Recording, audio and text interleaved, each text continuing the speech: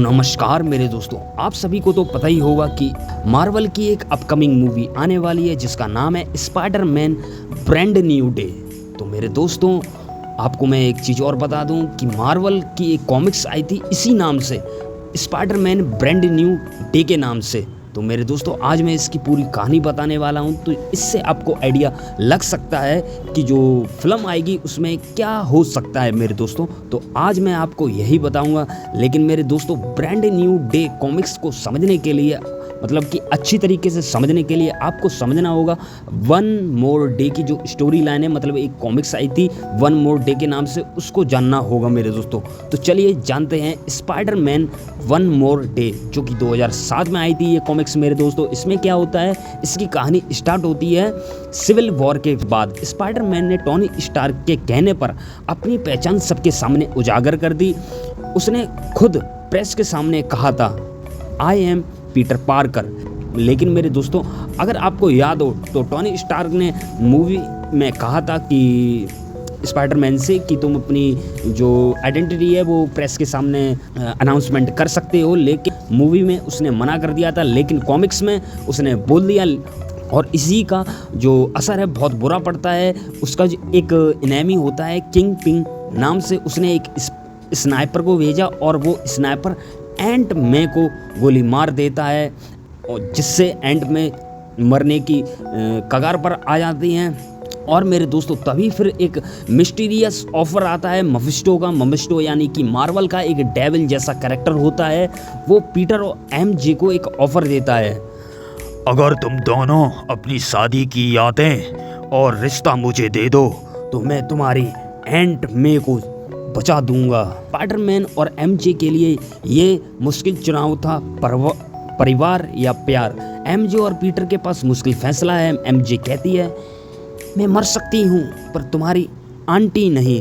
दोनों एक दूसरे को आखिरी बार गले लगाते हैं और डील के लिए हाँ कह देते हैं, और फिर सब कुछ बदल जाता है। अगली सुबह पीटर की ज़िंदगी पूरी तरीके से बदल जाती है। एमजे अब सिर्फ उसकी एक एक्स गर्लफ्रेंड होती है। कोई नहीं जानता कि पीटर ही स्पाइडरमैन है। एंड माँ जिंदा होती है और ऐसा स्पाइडरमैन को लगता है कि जैसे कुछ हुआ ही ना हो।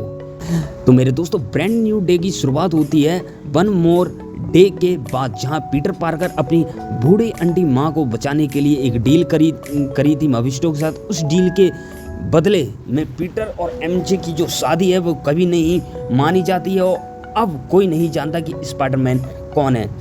अब पीटर की लाइफ में क्या होता है मेरे दोस्तों, वो फिर से अकेला है, एमजे अलग है, उसका करियर फिर से शुरू हो रहा है, क्योंकि अब लोग नहीं जानते कि स्पाइडी कौन है। तो मेरे दोस्तों, स्पाइडरमैन एक बार फिर से फ्रेंडली नेबरहुड स्पाइडरमैन बन चुका है, लेकिन अब उसके जो हालात है वो पहले से मुश्किल में आ जाते हैं, क्योंकि अब आते हैं नए विलन एक एक करके। तो इसमें पहला विलन आता है मिस्टर निगेटिव।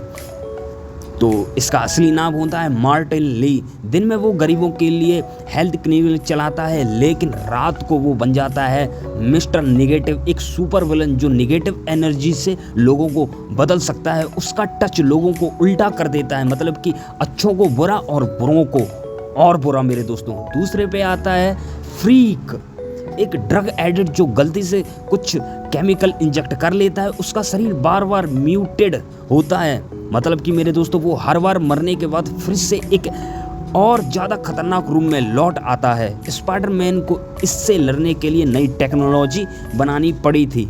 तीसरे पे आती है मेंस, जो कि गॉब्लिन जैसा दिखने वाला एक नया विलन है। शहर में दहशत मचा देता है। बाद में पता चलता है कि ये असल में लिली हॉलिस्टर है, जो कि हैरी ऑसबॉर्न की गर्लफ्रेंड है। हैरी को गहरा झटका लगता है, क्योंकि उसकी लाइफ एक बार फिर से डार्कनेस में चली जाती है। चौथे नंबर पे आता है ओवरड्राइव, थोड़ा हल्का फुल्का विलन है।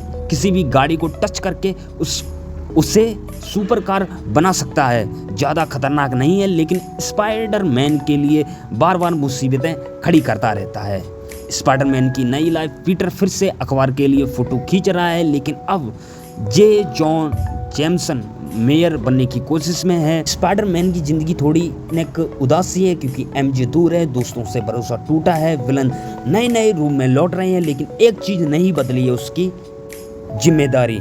तो मेरे दोस्तों ब्रांड न्यू डे हमें क्या दिखाता है, यह स्टोरी आर्क दिखाता है कि अगर पीटर की पूरी लाइफ रीसेट कर दी जाए तो भी वह कैसे एक हीरो बना रहता है, डरा हुआ टूटा हुआ लेकिन कभी हार ना मानने वाला मेरे दोस्तों।